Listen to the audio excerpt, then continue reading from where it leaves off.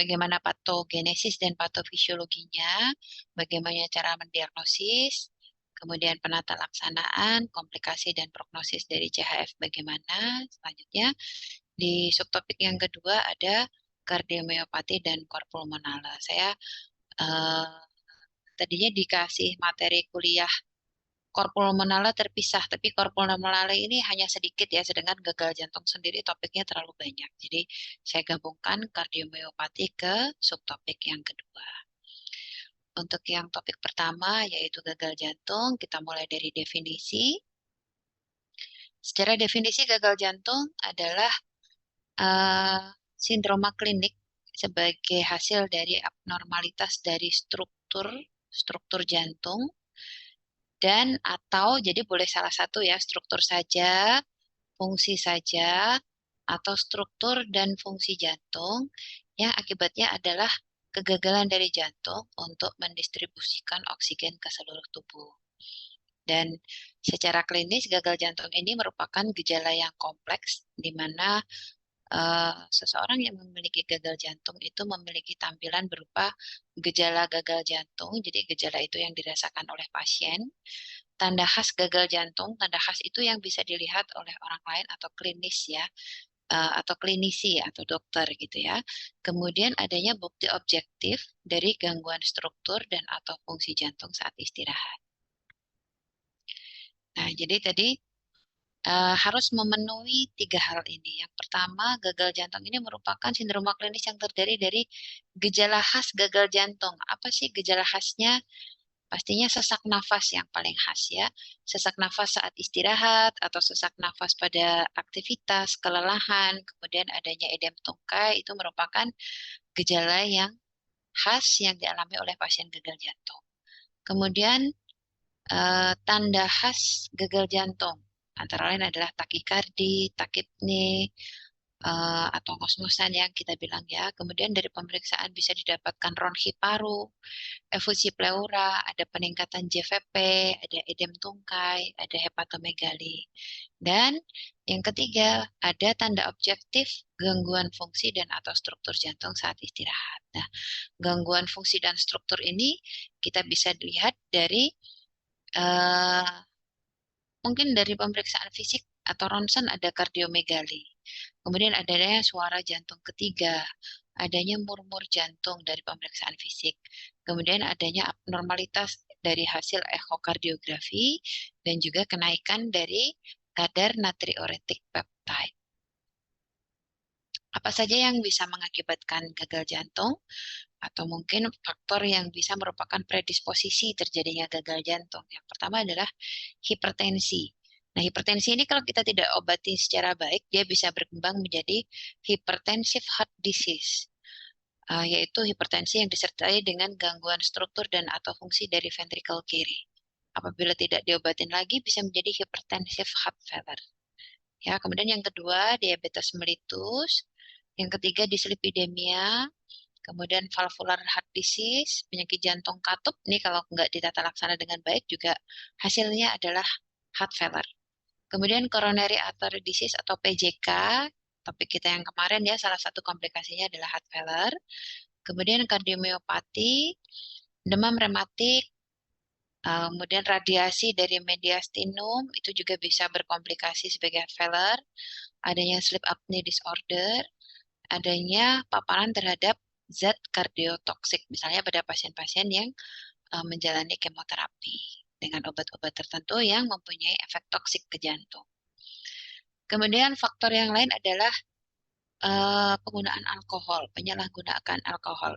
Ada yang istilahnya adalah kardiomiopati alkoholik, gitu ya. Kemudian merokok, adanya vascular disease kolagen, adanya gangguan fungsi tiroid, nanti akan kita sebut sebagai thyroid heart disease, penyakit tiroid yang sudah memberikan komplikasi ke gangguan jantung. Kemudian feokromasitoma, usia lanjut, dan metabolic syndrome. Nah, yang selanjutnya adalah klasifikasi gagal jantung. Klasifikasi gagal jantung itu banyak ya.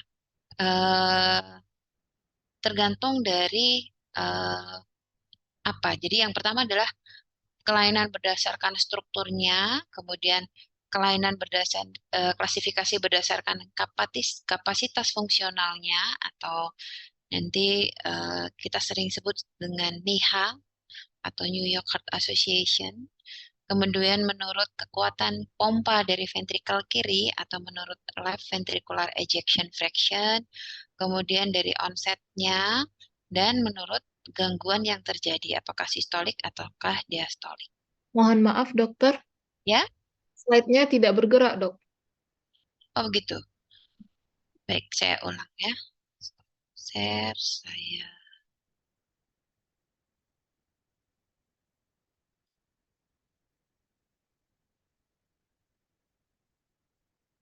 Nah, ini bergerak nggak nih slide-nya nih?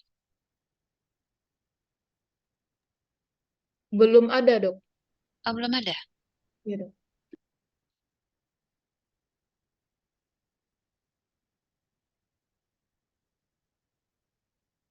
Apakah kelihatan? Sudah terlihat, dokter. Baik, terima kasih. Ya, jadi klasifikasi gagal jantung tuh ada banyak ya, tergantung menurut apa. Yang pertama adalah menurut berdasarkan kelainan struktur jantung. Nanti ada stadium A, B, C, D. Ini nanti kita skip dulu karena ada penjelasan yang lebih detail di slide berikutnya. Kemudian ada klasifikasi berdasarkan kapasitas fungsional. Kapasitas fungsional itu artinya kemampuan atau kemampuan fisik ya. Apakah ada timbul gejala sesak nafas dengan aktivitas fisik yang dilakukan oleh pasien? Disebut kelas 1 kalau tidak ada batasan aktivitas fisik. Artinya melakukan aktivitas fisik apapun tidak menimbulkan gejala kelelahan, berdebar ataupun sesak napas. Kemudian kelas 2 terdapat batasan aktivitas ringan. Jadi pasien biasanya kalau istirahat tidak ada keluhan, tapi kalau aktivitas fisik yang lebih berat menimbulkan gejala kelelahan, berdebar, atau sesak.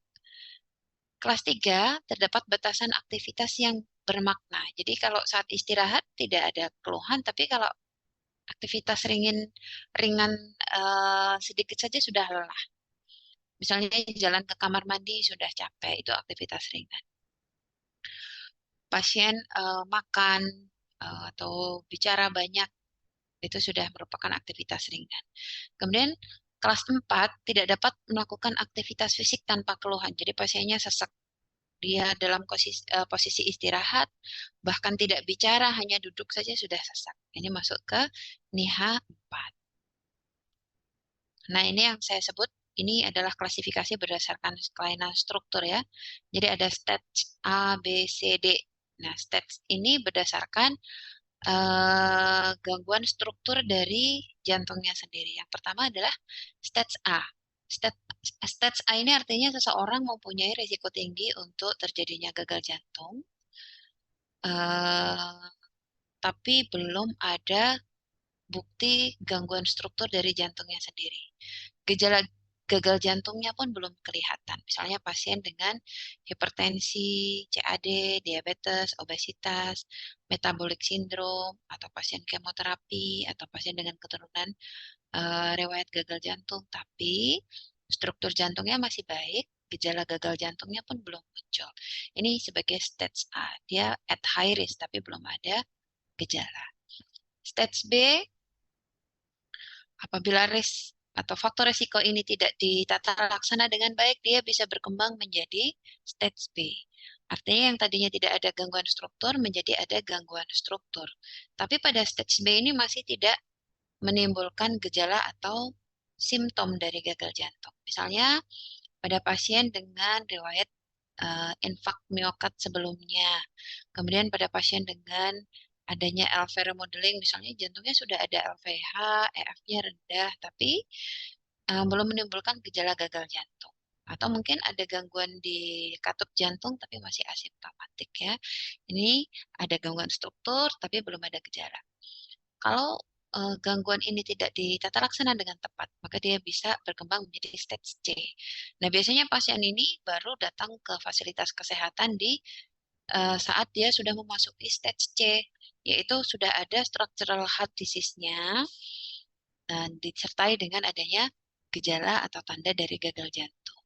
Jadi sudah ada struktur yang terganggu, kemudian ada gejala napas pendek-pendek, kelelahan, tidak bisa beraktivitas, atau adanya penurunan exercise tolerance.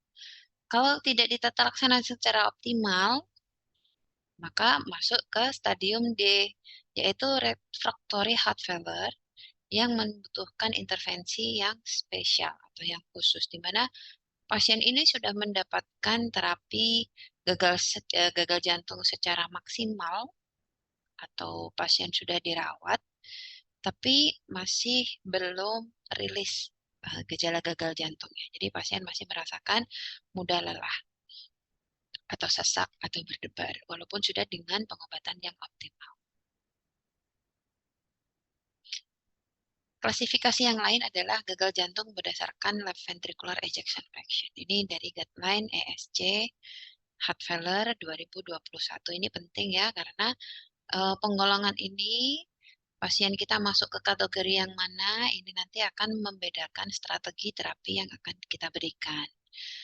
Ketiga-tiganya ini mempunyai simptom dan sign dari gagal jantung. Yang membedakan adalah hasil ekokardiografinya, di mana pada heart failure reduced ejection fraction itu kekuatan pompa dari ventrikel kirinya kurang dari 40%. Untuk yang reserve ejection fraction, left ventricular ejection fraction-nya lebih atau sama dengan dari 50%.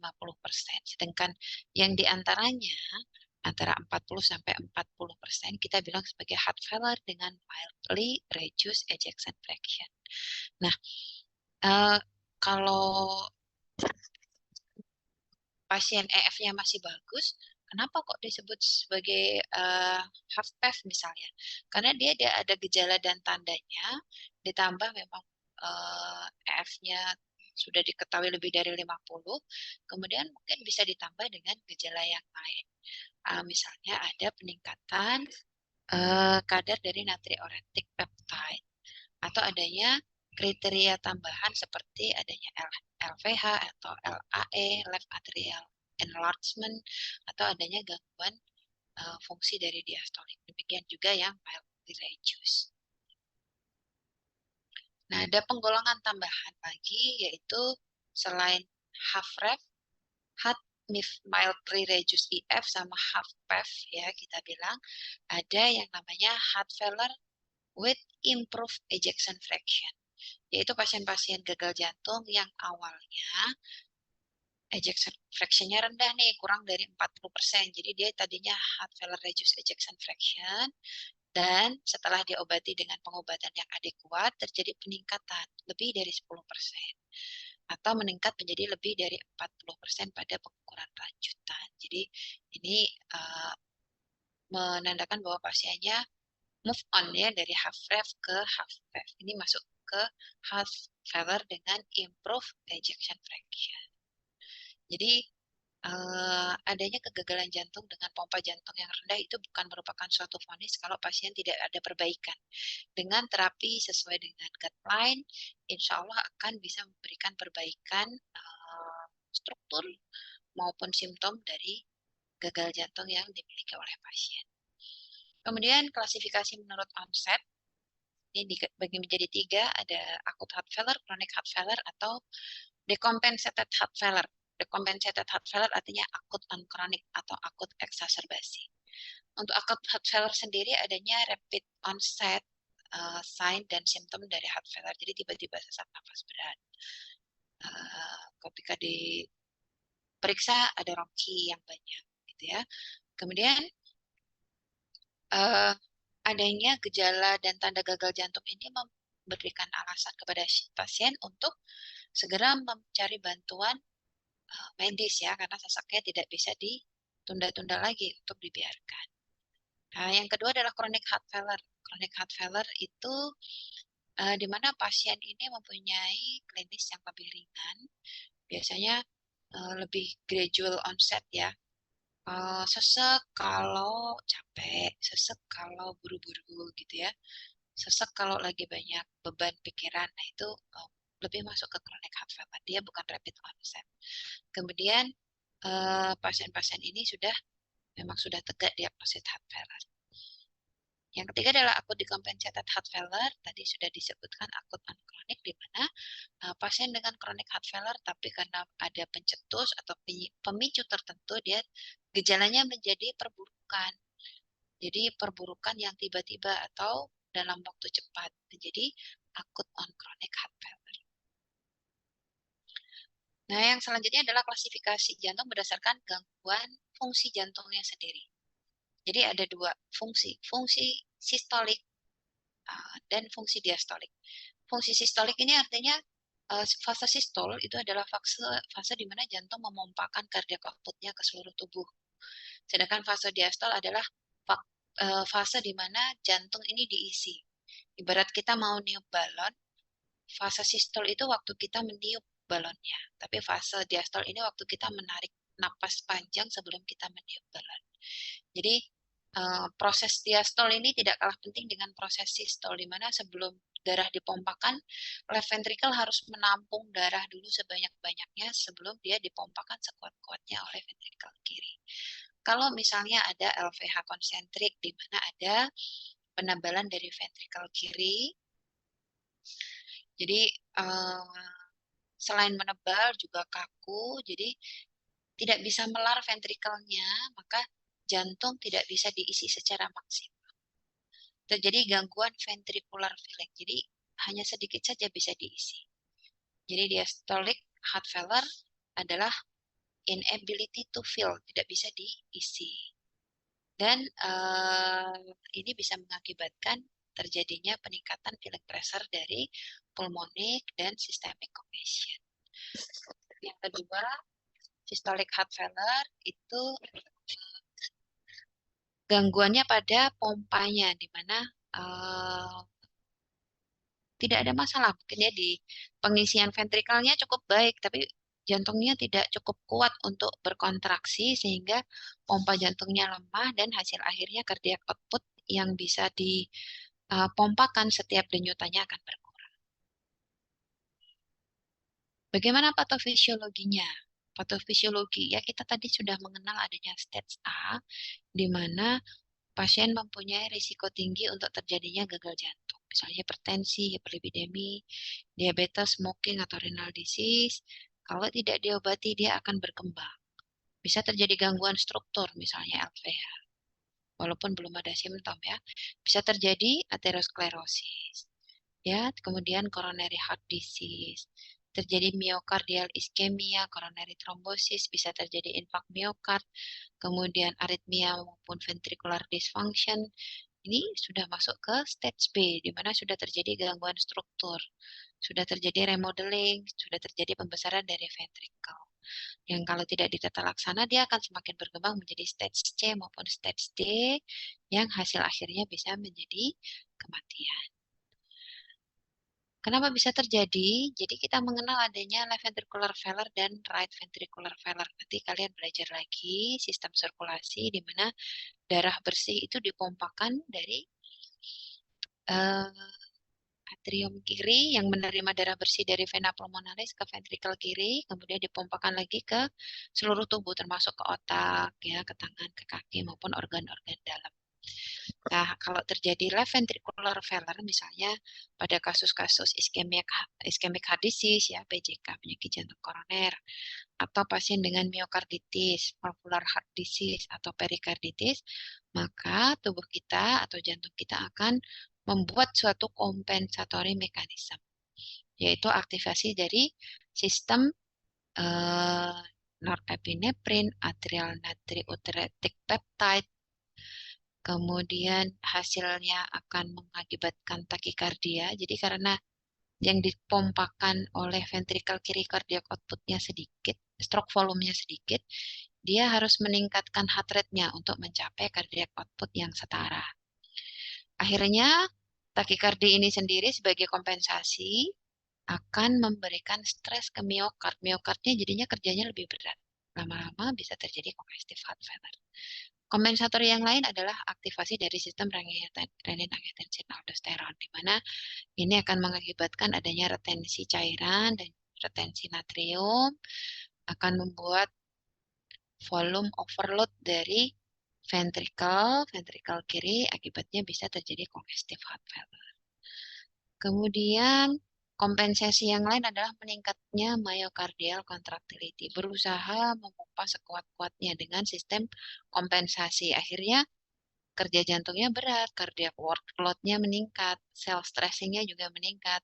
Akhirnya seperti olahragawan yang sering angkat beban, terjadi hipertrofi dari ototnya. Hipertrofi otot, kalau olahragawan mungkin bagus ya, ototnya gede gitu ya. Tapi kalau untuk jantung tidak bagus. Kompensatory, hypertrophy, dan dilatation. Jadi semuanya hasilnya adalah ke chronic heart failure. Demikian juga right heart failure. Seperti pada penyakit paru kronis, kemudian right-sided valvular disease, misalnya kelainannya di katup tricuspid atau katup pulmonal, kemudian right side myocardial disease maupun hipertensi pulmonal juga memberikan kompensatory mekanisme yang tidak jauh berbeda yang hasil akhirnya akan menjadi congestive heart failure. Uh, Adanya komorbiditas dan juga patofisiologi yang berbeda itu akan memberikan tipe gagal jantung yang berbeda. Jadi adanya faktor resiko yang tadi sudah disebutkan, di mana hanya faktor resiko tapi belum ada gangguan struktur. Makin bertambah tahun bisa mengakibatkan remodeling dari ventrikel kiri, bisa hipertrofi, bisa infark miokard, ya. Kemudian gangguannya bisa tipe dua tipe ya, sistolik maupun diastolik. Yang ini bisa menimbulkan subclinical LV dysfunction. Yang kalau tidak diobatin maka akan mengakibatkan clinical heart failure. Ini mirip serupa ini stage A, stage B, stage C, kemudian stage D dari heart failure. Bagaimana gambarannya? Jadi kita bahas dulu yang HFrEF ya. Heart failure dengan reduced ejection fraction, di mana pada pompa jantung yang lemah, ejection fraction kurang dari 40%, maka terjadi volume overload. Tidak semua volume yang ada di left ventricle bisa dipompakan ke sistemik. Jadinya dia ada congestive volume overload yang hasilnya akan meningkatkan diastolic pressure, kemudian meningkatkan diastolic wall stress, kemudian akan meningkatkan seri dari sarkomer. Hasilnya adalah pembengkakan jantung ya, chamber enlargement atau dilatasi dari ventrikel kiri, dan akhirnya bisa memberikan eccentric hypertrophy. Nah, ini adalah volume overload ya. Hasil akhirnya adalah dilatasi dari ventrikel kiri.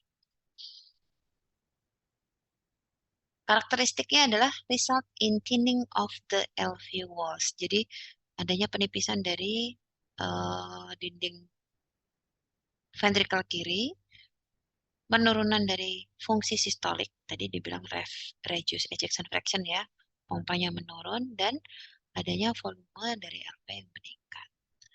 Berbeda dengan HFpEF, heart failure dengan preserved ejection fraction, di mana ejection fraction-nya masih di atas 50%.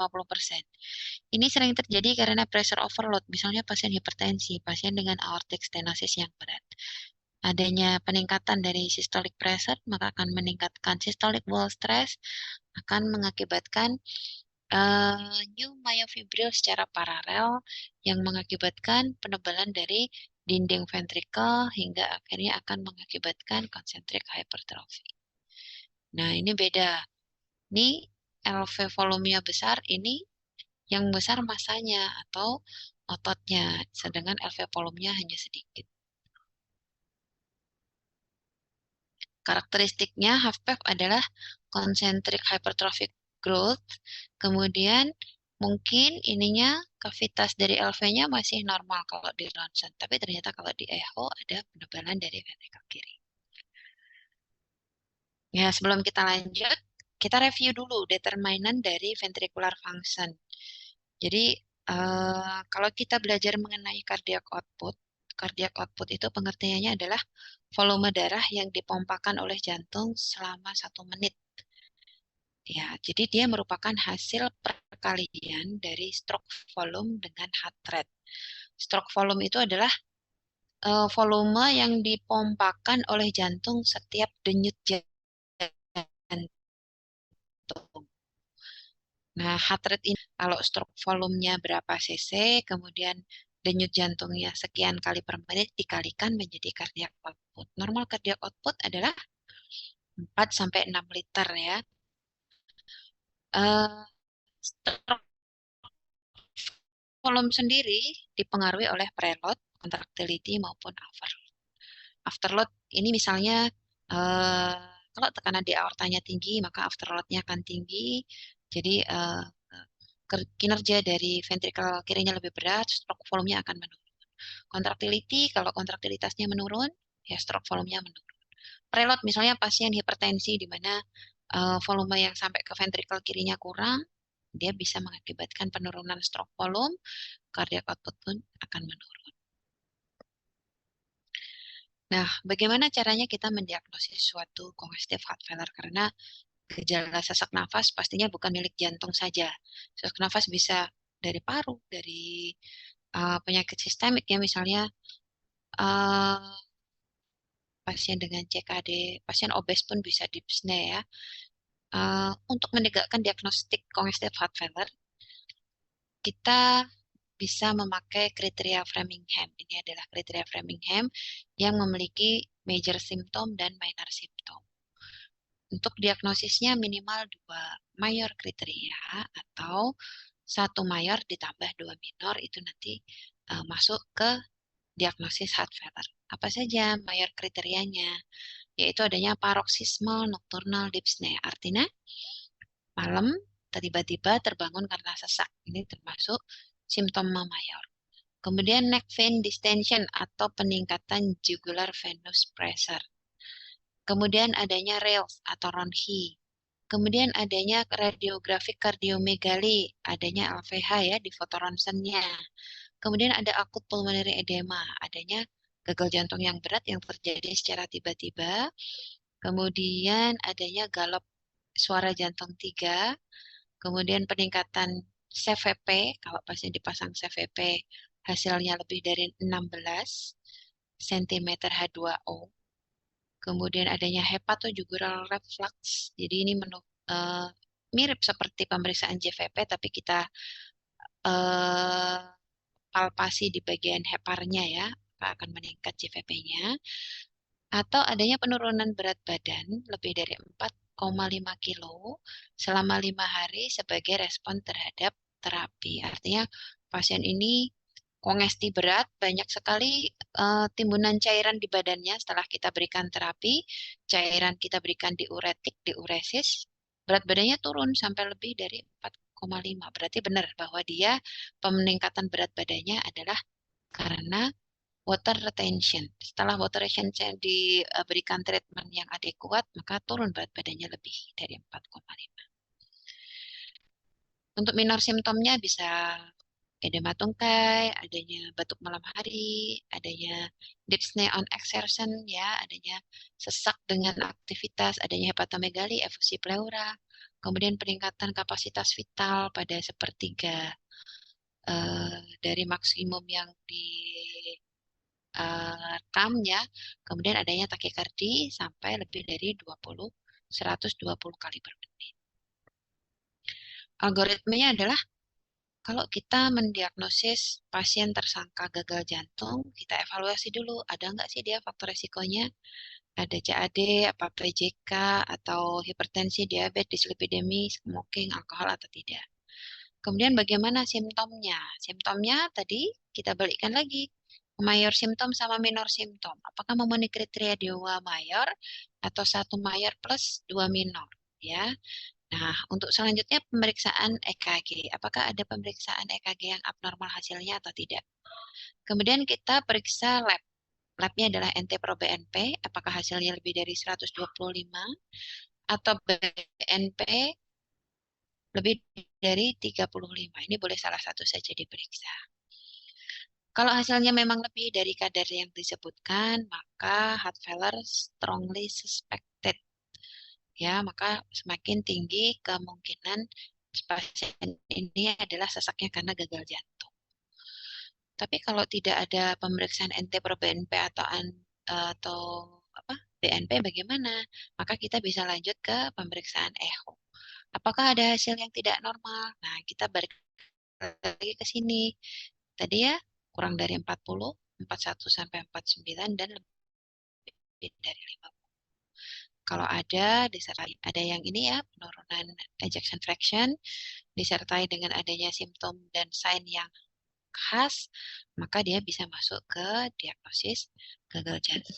Jadi ejection fraction ventricle kiri ini normalnya bukan 100%, normalnya adalah 53 sampai 77%. Kalau tidak memenuhi syarat peningkatan NT-proBNP atau BNP, kemudian hasil echonya normal, maka heart failure-nya unlikely. Kita harus mencari other diagnosis, misalnya apakah sesaknya karena paru, karena lambung, atau karena yang lain. Nah, ini adalah penjabaran dari algoritma tadi ya, anamnesis. Anamnesisnya cari faktor risiko, gejala dan tanda, kemudian EKG, lab, dan echo.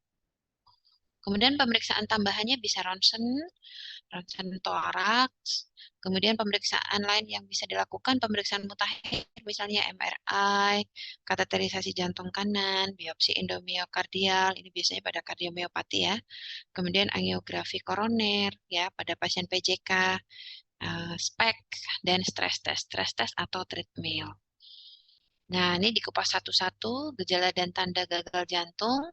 Ini mirip ya dengan Framingham kriteria ya. Jadi ada simptom yang tipikal dan less tipikal, dan sign yang spesifik maupun non-spesifik. Yang selanjutnya, ya hampir sama, tadi sudah disebutkan. Kemudian EKG. EKG yang bisa terjadi pada pasien gagal jantung yang paling banyak adalah pasien CAD maupun atrial fibrilasi. Atrial fibrilasi bisa dilihat dari EKG. Pasien iskemik atau PJK bisa dilihat dari EKG. Apakah ada hepatologis, inversi, ST depresi atau tidak. Kemudian apakah ada left ventricular hypertrophy pada EKG. Adanya KRS kompleks yang melebar atau tidak. Nah, rata-rata kalau EKG-nya normal itu menjadi diagnosis heart failure-nya unlikely, tapi belum tentu. Kita mesti memerlukan modalitas pemeriksaan tambahan yang lain.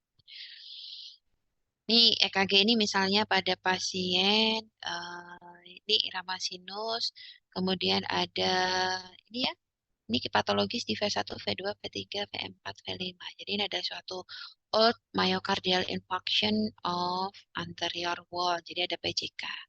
Kalau pasien datang seperti ini dengan CHF, maka dia CHF at causa CAD.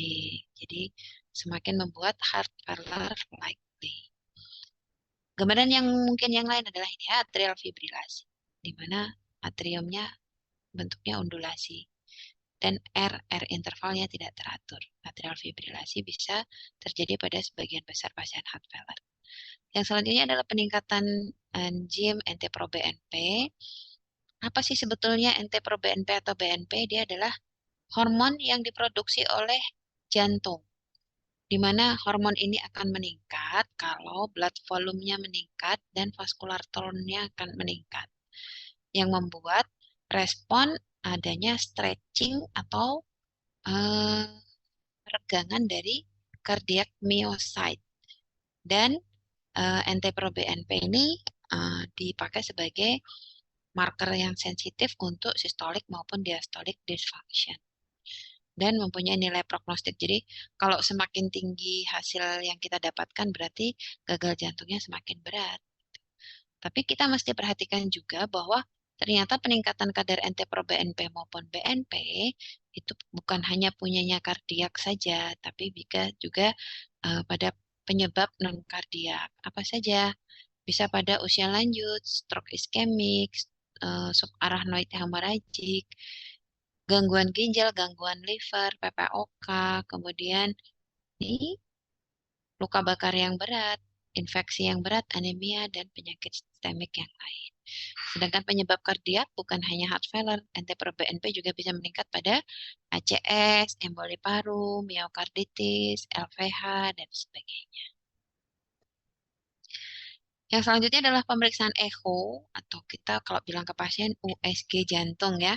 Ini fungsinya adalah untuk melihat struktur maupun fungsi dari jantung. Kita bisa evaluasi fungsi sistolik dengan menilai left ventricular ejection fraction. Kemudian fungsi diastolik untuk menilai elastisitas dari otot jantung. Kemudian fungsi dari right ventricle juga kita bisa ukur. Dan selain kita bisa melihat ini, yang tiga faktor tadi, kita juga bisa menganalisa kira-kira etiologinya apa ya. Oh, ternyata katupnya ada masalah, berarti etiologi dari heart failure-nya adalah valvular heart disease. Oh, ternyata ada penebalan dari ventricle kiri, berarti mungkin dia pasiennya HHD. Ada wall motion abnormalities, ada hipokinetik misalnya di anterior atau inferior wall. Oh, berarti ada PJK, penyakit jantung koroner. Dan ini bisa memberikan therapeutic guide ya. Jadi pemeriksaan echo-nya bagaimana, kita bisa memberikan optimal medical therapy based on nilai dari left ventricular ejection fraction-nya. Ini contoh hasil echo ya. Ini adalah right ventricle, aorta, left atrium.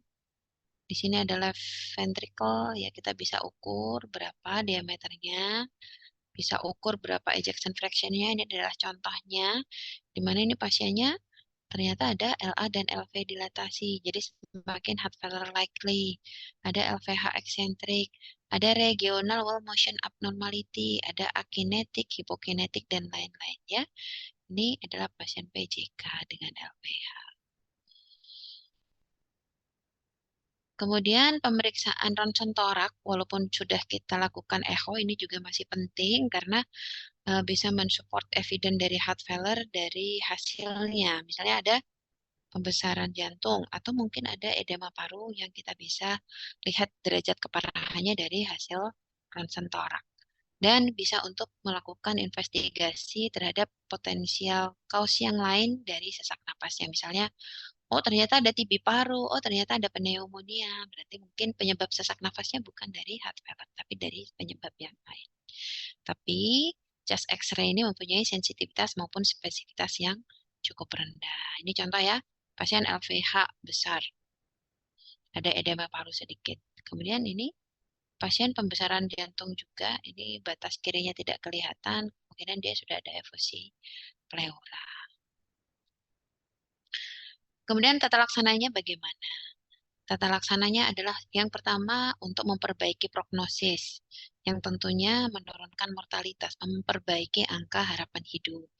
Kemudian memperbaiki morbiditasnya, memperbaiki kualitas hidup dari pasiennya.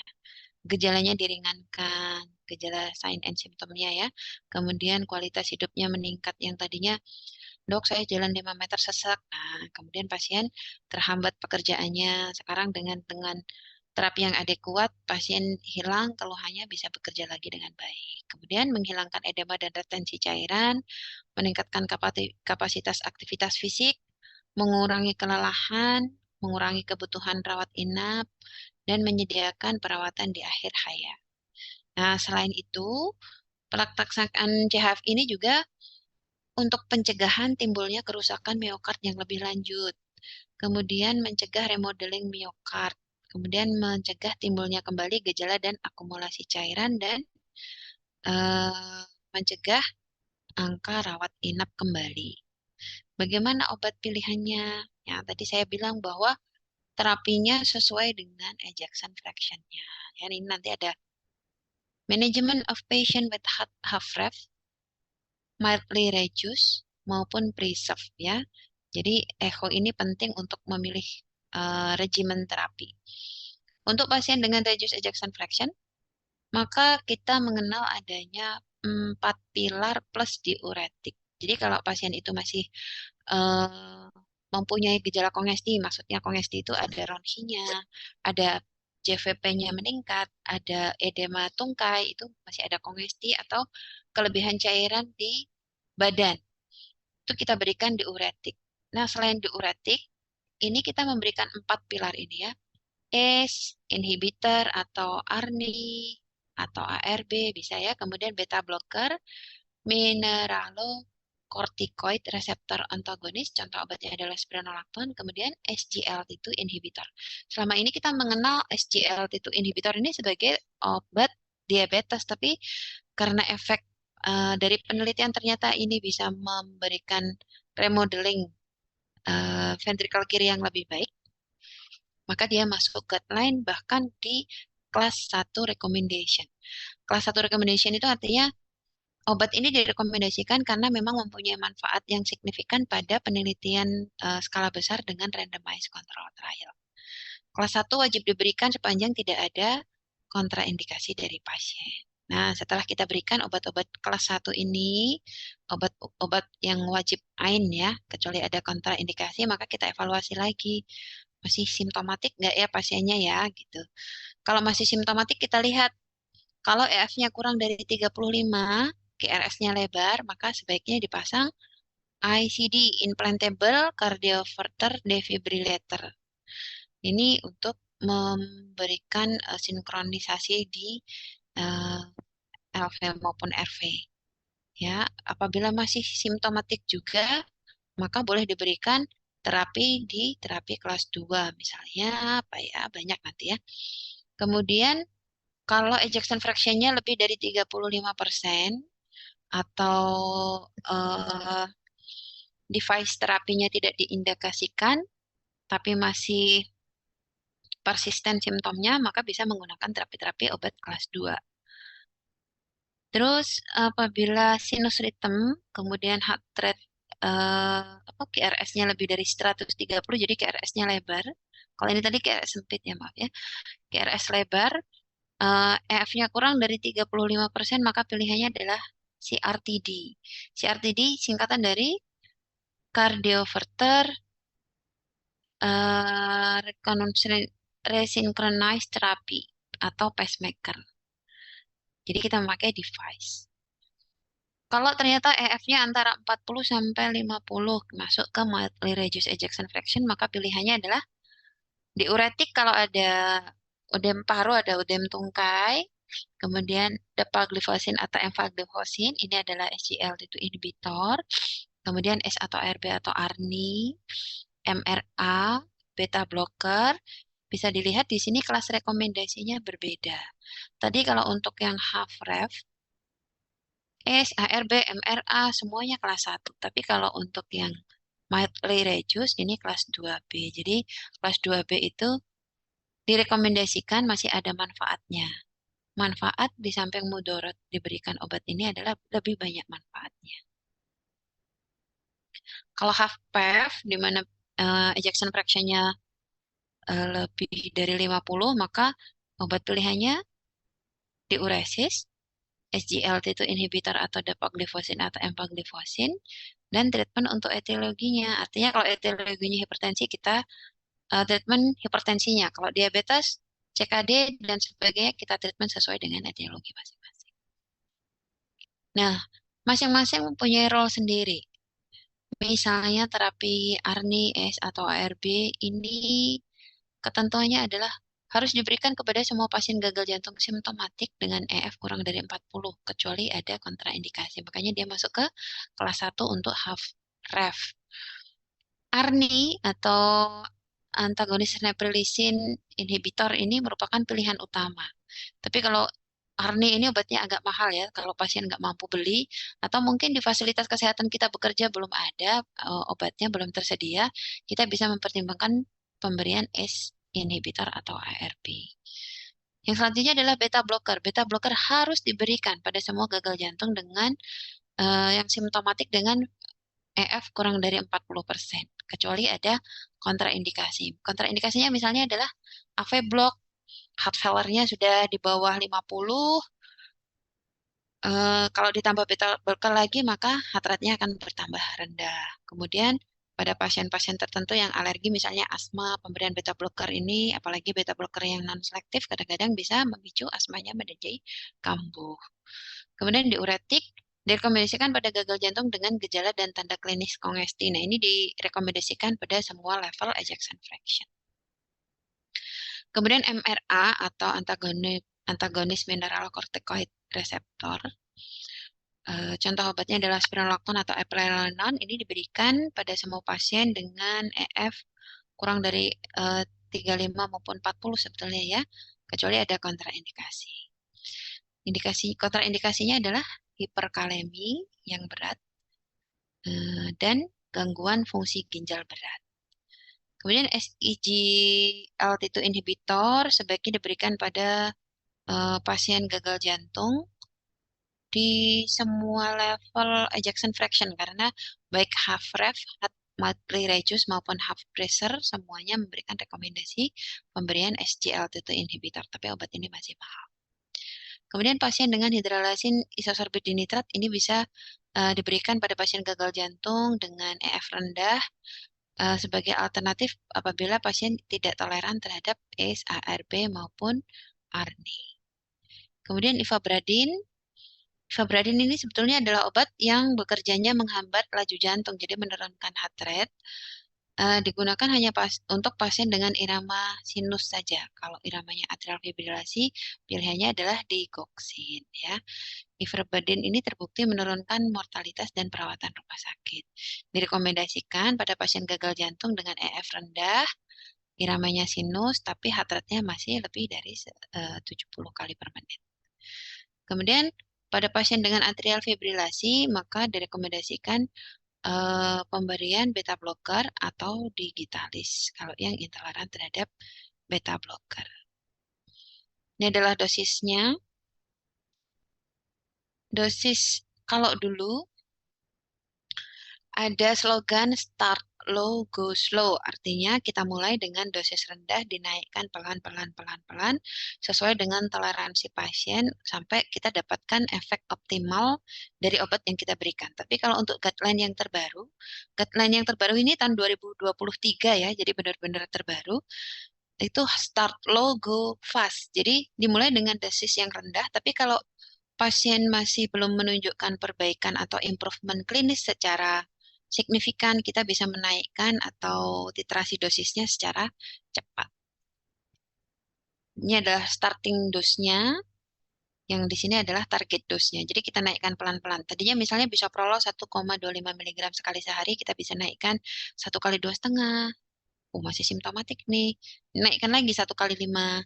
Kalau belum optimal lagi bisa dinaikkan bahkan sampai 1 kali 10 ya target dose-nya. Nah, satu poin lagi bahwa kita mengenal ACE atau ARB ini sebetulnya sebagai obat hipertensi. Tapi pada pasien gagal jantung, tidak hanya pasien-pasien hipertensi saja yang mendapatkan ACE atau ARB. Pasien-pasien dengan heart failure plus normotensif, kita juga bisa memberikan ACE atau ARB atau ARNI. Dengan memulai dosis yang rendah dulu, kemudian dinaikkan secara gradual sehingga mencapai optimal dose yang masih bisa dicapai oleh pasien. Karena yang kita pengen capai dari terapi ini, ARB, ACE maupun ARNI ini sebetulnya bukan biar tensinya tambah turun, tambah mepet, enggak. Tapi lebih ke efek untuk anti remodeling dari ventricle kiri. Sehingga kita berharap yang tadinya jantungnya LVH bisa menjadi lebih baik.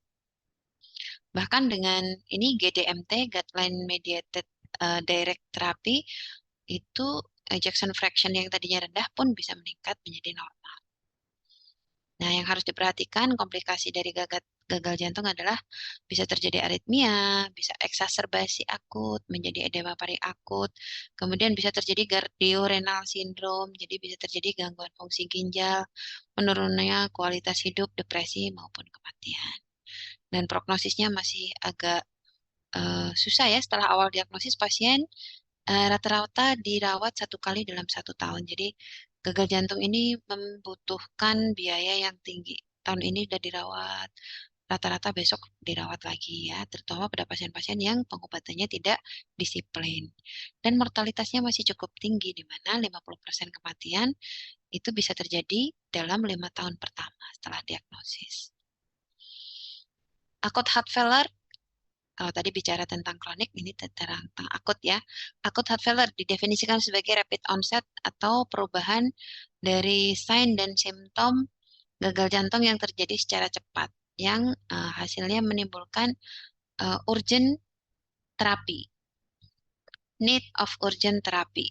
Dia bisa terjadi sebagai newly heart failure atau akut de novo atau worsening heart failure atau yang kita sebut sebagai ADHF, akut decompensated heart failure. Dan biasanya berkaitan dengan adanya perburukan, gejala, dan tanda yang merupakan yang menjadi suatu medical emergency karena adanya edema paru yang berat.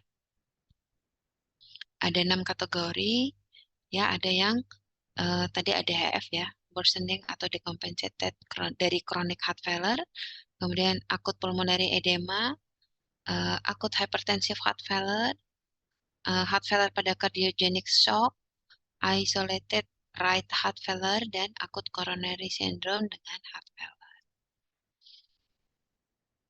Faktor yang bisa menyebabkan atau memicu timbulnya akut heart failure adalah satu ACS. Tadinya pasien nggak kenapa-napa, tapi karena dia mengalami suatu serangan jantung, kemudian dia mengalami komplikasi sebagai akut heart failure. Kemudian ada komplikasi mekanis dari akut myocardial infarction, komplikasi ACS. Secara mekanis misalnya apa? Adanya ruptur korda sehingga terjadi mitral regurgitasi yang akut ya, itu bisa sebagai komplikasi mekanik. Adanya RV infarction itu juga. Kemudian adanya stenosis katup, regurgitasi katup, endokarditis, diseksi aorta, kemudian adanya penyakit peripartum kardiomiopati, pada ibu hamil ya setelah melahirkan menjadi sesak napas itu bisa terjadi PPCM kita singkatnya, kemudian akut myokarditis, penurunan fungsi dari miokard ventrikel kiri karena inflamasi atau akut myokarditis, kemudian hypertensive, akut aritmia, kemudian kondisi yang lain adalah sepsis, tirotoksikosis, anemia, tamponade cordis, ada emboli paru dan lain-lain. Oh ya, ini termasuk ini ya, ketidakpatuhan terhadap pengobatan.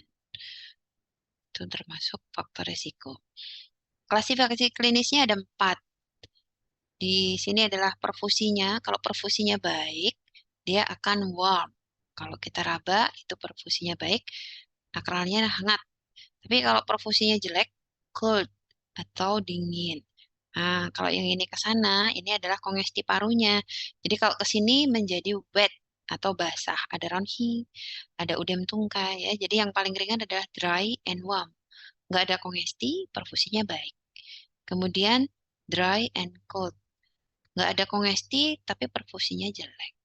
Kemudian ini wet and warm, perfusinya masih baik, tapi ada udem, ada kongesti cairan, udem paru, ada udem tungkai. Wet and cold yang paling jelek ini biasanya pada kasus cardiogenic shock, di mana gangguan perfusi karena shock cardiogenic, gagal pompa jantung, sehingga akalnya dingin dan ada edema pula. Kalau pasien datang dengan kondisi akut pulmonary edema, maka yang kita berikan adalah diuretik intravena ya, bukan diuretik tablet lagi. Kemudian setelah pemberian bolus loop diuretik ini untuk mengurangi kongestinya ya, kita keluarkan kongestinya lewat urin. Jadi produksi diuresis sebanyak-banyaknya ya.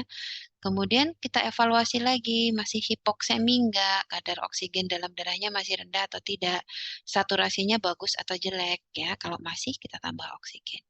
Kalau saturasinya baik, kita evaluasi lagi apakah ada severe anxiety enggak, ada distress enggak. Kalau iya, kita bisa menambahkan opiat. Ini pada kasus akut ya, kasus akut biasanya gejalanya berat. Kemudian eh, kita lihat hemodinamiknya. Apakah pasien shock? Kalau pasien shock, kita kasih non-vasodilating inotropik. Contoh obatnya adalah apa namanya, dobutamin atau dopamin ya. Kemudian untuk yang eh, tensinya normal, tidak ada tambahan terapi sampai tercapai respon yang adekuat dari terapi yang di depan di atas tadi. Tapi kalau ada hipertensi, pada akut heart failure kita bisa tambahkan vasodilator ya, NTG. Apakah ada adequate respon dengan pengobatan tadi? Ya, ya sudah dilanjutkan aja. Tapi kalau ternyata responnya tidak adekuat, evaluasi lagi saturasinya gimana sih. Kalau saturasinya cuman kurang dari 85%, misalnya hanya 80%, maka sebaiknya kita stop vasodilator, stop beta blocker, kita berikan inotropik yang non vasodilating. Kemudian bisa dilakukan right heart catheterization ataupun pemberian support mekanikal. Misalnya apa? Eh,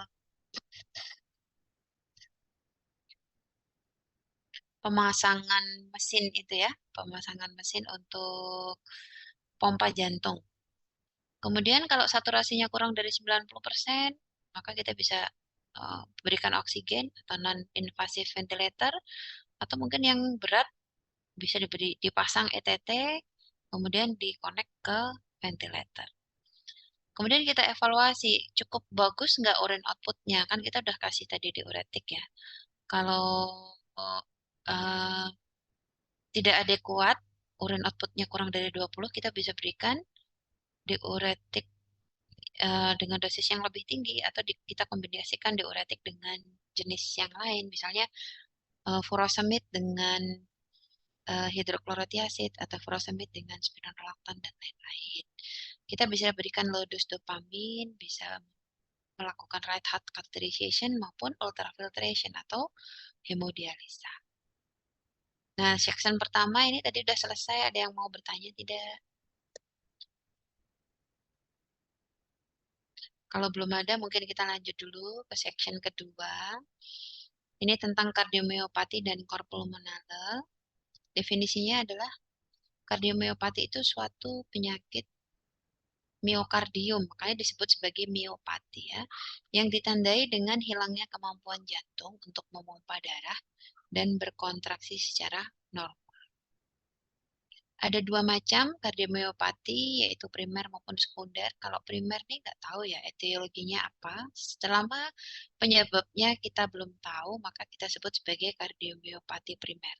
Tapi ada tipe yang kedua, kardiomiopati sekunder, yaitu kardiomiopati yang diketahui penyebabnya biasanya berhubungan dengan penyakit sistemik yang mengakibatkan jantung sebagai proses penyakit. Misalnya pada pasien dengan SLE gitu ya, bisa terjadi kardiomiopati. Pasien dengan alkoholik kita bilang sebagai kardiomiopati alkoholik.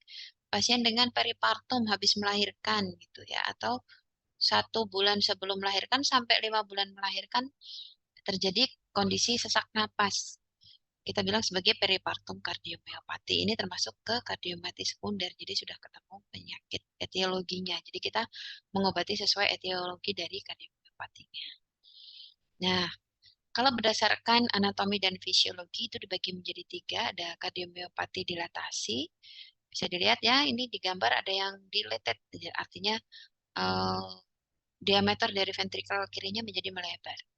Yang kedua adalah kardiomiopati hypertrophic. Kalau dibandingkan dengan yang normal di atas, ini ototnya lebih tebal. Kemudian kardiomiopati restriksi. Restriksi itu artinya uh, kaku ya, sangat kaku. Sangat tidak elastis miokardnya. Jadi tidak bisa mengisi, diisi ventricular fillingnya dengan baik. Nah, ini contohnya. Untuk yang idiopatik tadi tidak diketahui ya. Kalau yang untuk sekunder tadi dijelaskan di depan sudah banyak contohnya. Nah ini untuk yang kardiomiopati dilatasi ini yang paling banyak kita temukan, di mana heart chambernya dilatasi, kemudian ejection fraction-nya turun, kemudian uh, dominan adanya LV dilatasi atau ada dilatasi dan hipertrofi, tapi yang dominan adalah dilatasinya, hipertrofinya minimal. RV juga bisa meningkat. Bisa pada pengguna kokain, ya, alkohol, pregnancy, kemoterapi, genetik, dan lain-lain. Dan prognosisnya ini agak jelek. Simptomnya bisa aritmia, udem paru, sesak, ödem tungkai, murmur, dan sebagainya ya. Manajemennya hampir sama dengan HFrEF, ACE inhibitor atau ARB atau ARNI, kemudian um, kita bisa berikan vasodilator, digitalis, beta blocker, dan lain-lain. Kemudian HOCM. HOCM itu hypertrophic obstructive cardiomyopathy. Biasanya pada pasien dengan systolic hypertension, di mana terjadi penurunan compliant atau daya tampung dari ventrikel kiri karena adanya ini penebalan, sehingga bisa mengakibatkan penurunan cardiac output. Nah, obatnya adalah biasanya kita berikan CCB atau beta blocker ditambah dengan obat gagal jantung yang lain. Hati-hati pada tipe HOCM ini yang paling sering eh, komplikasinya adalah aritmia, bahkan bisa terjadi aritmia yang mengakibatkan dia berhenti mendadak jantungnya ya, sudden cardiac death. Yang terakhir adalah restriktif. Oh ya, yang ini tadi ya hipertrofik itu genetik ya. Saya menemukan beberapa pasien di sini dengan HCM, HOCM itu ternyata keluarganya ada juga yang terkena seperti itu. Untuk yang tipe paling jarang adalah restriktif kardiomyopati. Biasanya disebabkan karena amyloidosis, radiasi, atau miokardial fibrosis. Adanya kekakuan dari ventricle walls sehingga ventricular diastolic filling-nya akan menurun. Hasil akhirnya ya festival jadinya jelek.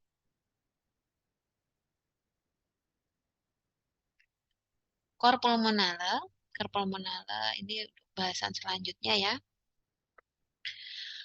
Cor pulmonale adalah suatu kondisi atau keadaan di mana terdapat hipertrofi atau dilatasi dari ventrikel kanan sebagai akibat dari hipertensi pulmonal yang disebabkan oleh penyakit intrinsik dari parenkim paru, dari dinding torak maupun dari vaskuler paru dan tidak berhubungan dengan penyakit jantung kiri primer atau bawaan. Itu pengertiannya. Ya biasanya di sini ada pelebaran dari ventrikel kanan. Kalau yang ref, mildly reduced, kemudian half PEF tadi yang kita bicarakan adalah ventrikel kiri. Kalau cor pulmonale ventrikel kanan. Penyebab yang paling sering adalah lung disease atau penyakit paru. Dari penyakit paru yang paling sering adalah COPD atau PPOK, Chronic Obstructive Pulmonary Disease. Kemudian bisa juga penyebab lainnya adalah gangguan dari sirkulasi paru.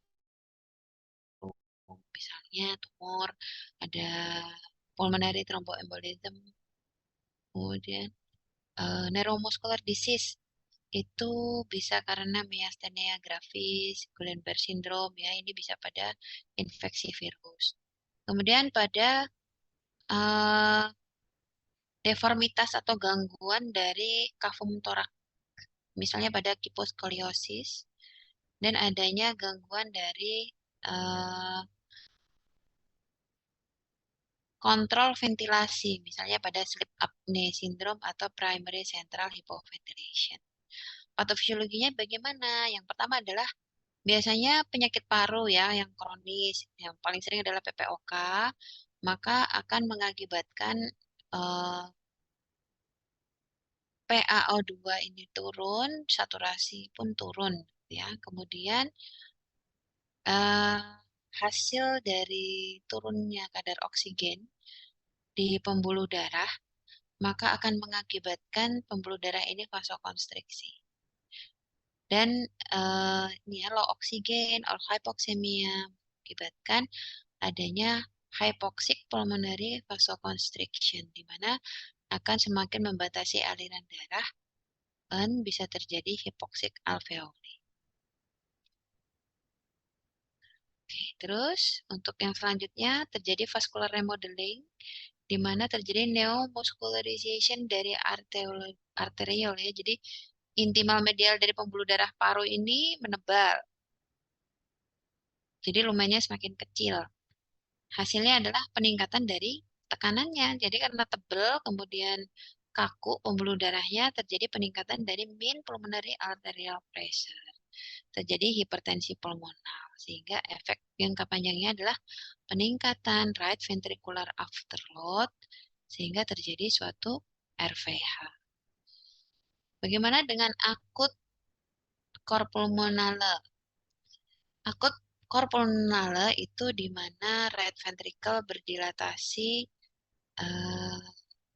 dan muskulus ventricle kanan ini terjadi stretch secara akut. Kondisi yang paling sering adalah karena akut massive pulmonary embolism. Jadi adanya emboli, biasanya embolinya bisa berasal dari ekstremitas ya pada pasien-pasien DVT. eh, jadi ada trombus di venanya, dia naik bisa ke vena iliaca, ke vena abdominalis, ke vena cava inferior, masuk lagi ke right atrial, ke right ventricle melalui katup trikospit, kemudian ke arteria pulmonale melalui arteria pulmonale ini bisa tersumbat terjadi thromboembolism. Jadi terjadi akut massive pulmonary embolism ataupun akut respiratory distress syndrome. Ya, ini penyebab yang paling sering untuk akut cor pulmonary. Jadi kalau yang di sini tadi kronik, yang di sini akut ya karena penyebab yang akut. Underlying patofisiologinya adalah adanya peningkatan yang tiba-tiba dari resistensi paru. Kalau untuk ARDS, ada dua sebab yang mengakibatkan RV overload, yaitu karena sindrom dari ARDS-nya sendiri maupun karena ventilasi mekaniknya. Atau kita kan memberikan ventilasi ke paru ya, kalau terlalu berat yang mechanical ventilation-nya bisa mengakibatkan kerja jantung kanan ini menjadi berat. Kemudian eh, pasien bisa datang dengan kondisi yang mengancam jiwa ya, cardiogenic shock karena akut pulmonary embolism bisa uh, death ya. Tapi pada pasien bisa juga survive pada fase inisial, tapi kemudian bisa terjadi fase kronis di beberapa minggu setelahnya. Nah, inilah yang kronik. Kronik ini biasanya sebabnya adalah adanya hipertensi pulmonal yang bisa berkembang jadi pulmonale, kor pulmonale, yaitu yang pertama adanya vasokonstriksi yang mengakibatkan vasokonstriksi dari pulmonal ya, yang efeknya bisa menjadi RV overload.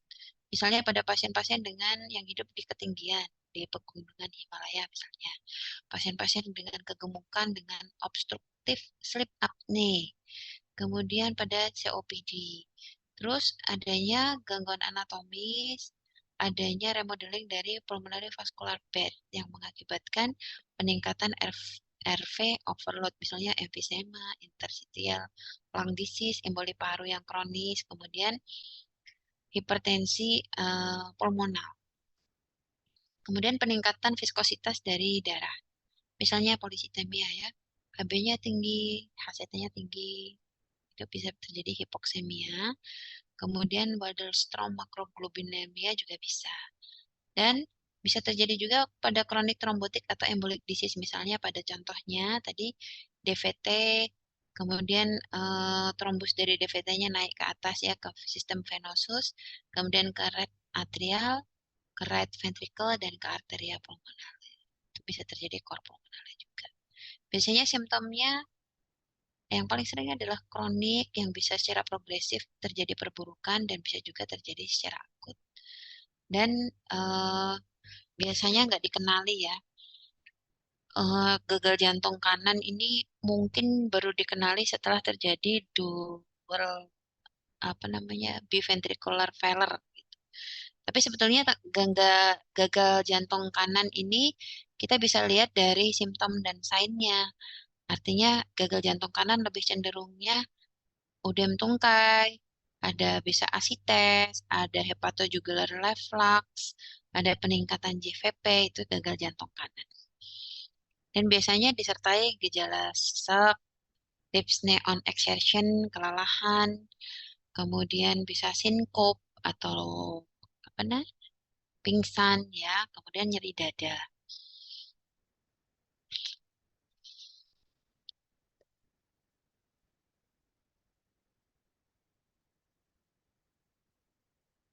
Kemudian angina itu juga bisa terjadi pada pasien-pasien dengan cor pulmonale walaupun tidak ada eh, penyakit jantung koroner karena ada dua mekanisme mayor.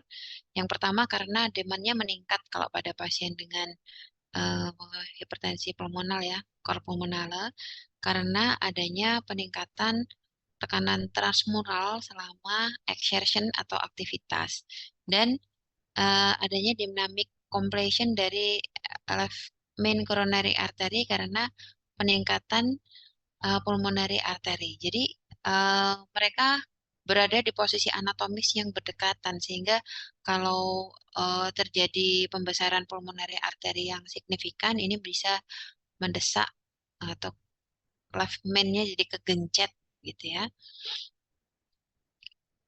Simptom dan sign-nya bisa dilihat sesek, batuk, udem tungkai, asites, ortopne, paroxysmal nocturnal dyspnea, kemudian fatigue, debar-debar, atypical chest pain, bisa pusing, kelayangan, ataupun sinkop. Sedangkan sign-nya takikardi, takepnu, adanya JVP yang meningkat, hepatomegali, edem tungkai, kemudian bisa ada wheezing atau ronki kasar. Kemudian ini ya, P2, suara jantung komponen pulmonalnya menjadi lebih keras atau meningkat.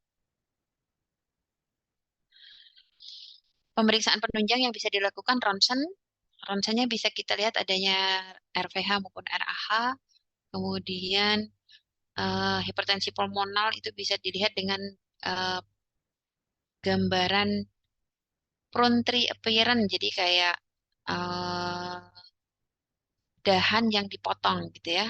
Dahan yang dipotong ini adalah pembuluh darah arterinya, pembuluh darah arteri pulmonal yang besarnya, sedangkan dia nggak punya ranting karena seperti terpotong gitu ya di ventrikel kanannya. Kemudian dari ECG bisa terlihat P pulmonale atau gelombang P yang tinggi lebih dari 3 kotak kecil di lead 2. Kemudian ada right axis deviasi. Right axis deviasi itu uh, sudut kemiringan dari aksis lebih dari 120 derajat. Kemudian adanya RVH, kemudian adanya low voltage dari KRS karena underlying COPD. Kemudian untuk echo kita bisa dapatkan RV dilatasi dan hipertrofi dengan gangguan fungsi dan juga bisa terjadi peningkatan dari tekanan di pembuluh darah pulmonalnya. Nah, yang tadi saya bilang prone tree appearance nih kayak dahan batang besar, kemudian ini kayak dipotong dahannya. Jadi yang harusnya di sini ada ranting, ranting, ranting, ranting, ranting, tidak kelihatan rantingnya, kayak cabang besar yang kemudian terpotong.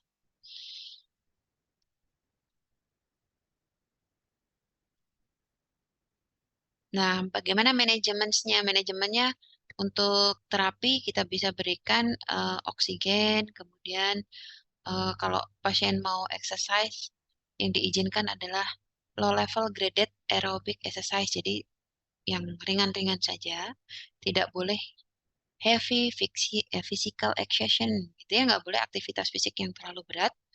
Kemudian pengurangan diet garam, rutin imunisasi, dan smoking cessation. Ya, biasanya dokter-dokter paru akan memberikan advice untuk vaksinasi flu biasanya. Nah, untuk manajemennya kita tidak bisa mengobati gagal jantung kanannya saja, tapi kita juga harus mengobati underlying cause-nya. Tergantung ya penyebab hipertensi pulmonalnya apa. Apakah penyakit paru atau penyakit yang lain. Kemudian terapinya apa aja yang bisa kita berikan? Ada beberapa tipe obat ya, jadi endothelin reseptor antagonis. Contoh obatnya adalah abisentan, bosentan, pasisentan. Kemudian prostacyclin analog, ya, epoprostenol, ilopros, teprostinil. Kemudian PDE5 inhibitor. Ini sering dipakai sebagai obat kuat, tapi sebetulnya dia adalah obat untuk menurunkan tekanan darah di pembuluh darah paru. Jadi sildenafil contohnya ya, atau Viagra itu sebetulnya obat untuk pH. Dokter-dokter jantung sering meresepkan ini kalau pasiennya terjadi pulmonary hypertension bukan sebagai obat kuat ya. Kemudian tadalafil, vardenafil, kemudian pemberian obat kalsium channel blocker. Untuk komplikasinya, manajemennya adalah pemberian antikoagulan dan pemberian diuretik. Antikoagulan Diberikan pada pasien dengan risiko tinggi tromboembolism, biasanya diberikan apabila terjadi PAH atau pulmonary arterial hypertension dengan INR 1,5 sampai 2,5 targetnya. Kemudian diuretik direkomendasikan untuk menurunkan tekanan yang tinggi di right ventricle dengan komplikasinya bisa peningkatan JVP maupun udem tungkai. Jadi untuk memanage RV volume overload ya. Yang bisa diberikan adalah furosemide dan juga bisa dikombinasi dengan spironolactone. Kemudian untuk manajemen surgical ini bisa dilakukan flebotomi apabila pasien dengan kronik pulmonaler disertai dengan severe polycythemia. Jadi karena hematokritnya terlalu tinggi lebih dari 60, maka kita turunkan, dieskalasi. Biasanya dibuang sekian cc darahnya, biasanya 200 cc, 250 cc dengan disertai diencerkan darahnya ya dengan pemberian cairan yang cukup, maka HCT ini akan turun dan uh, beban dari ventrikel kanannya juga akan turun. Kemudian target dari plebotominya adalah hematokritnya turun sampai 50%. Kemudian yang lain adalah single lung, double lung, ataupun heart lung transplantation. Ini saya belum tahu ya kalau di Indonesia ini sudah atau belum. Kalau transplant ginjal sudah, tapi kalau untuk transplant jantung saya belum dengar. Transplant paru saya belum dengar. Kalau untuk manajemen akut eksaserbasi, kita rawat pasiennya, pemberian terapi oksigen, kontrol heart failure-nya, kontrol kardiak aritmianya, kontrol infeksinya, kemudian treatment dari penyakit parunya. Prognosisnya bervariasi tergantung dari underlying patologinya dan biasanya kalau korponale ini merupakan akibat dari penyakit paru primer, biasanya prognosisnya jelek.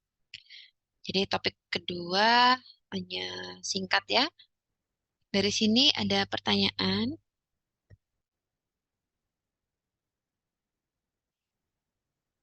atau malah bingung. Ini saya kirim slide-nya ya, Rara. Saya kirim sekarang nih. Baik, dokter. Jangan lupa saya dibantu untuk screenshot absen ya.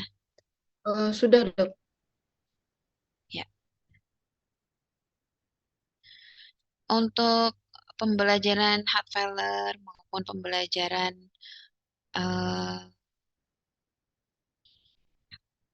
PJK, mungkin kalau kita bicara teori, banyak yang harus kita baca. Tapi sebetulnya kalian bisa kayak kemarin ya, lihat video gitu ya untuk menambah biar lebih mudah pemahamannya.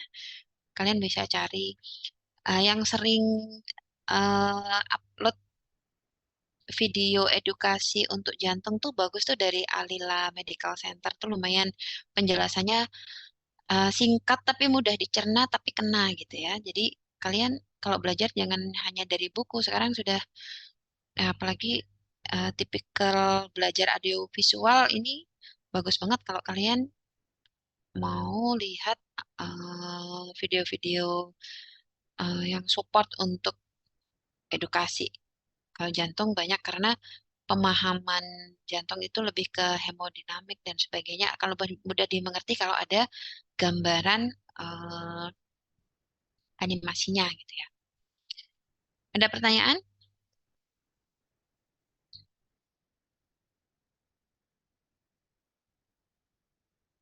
Kalian ujian topik itu tiap apa sih? Ujian topik setiap minggu, dok. Setiap minggu. Ya, dok.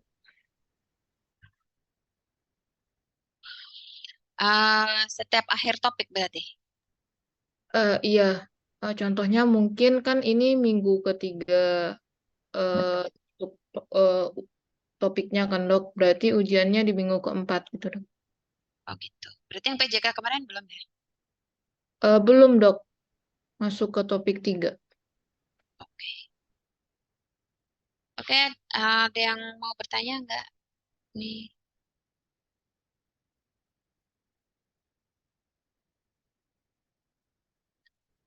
Atau malah bingung?